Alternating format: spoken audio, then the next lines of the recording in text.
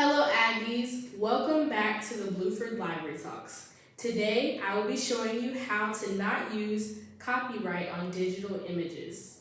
What is copyright? Copyright is the legal right to an inventor to print, perform, record literacy, artistic, or music content, as well as the right to give others to do so.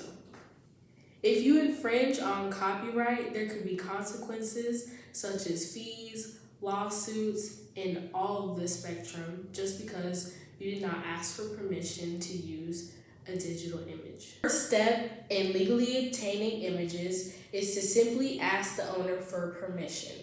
It is very important that you ask permission of the person that has the legal license of ownership.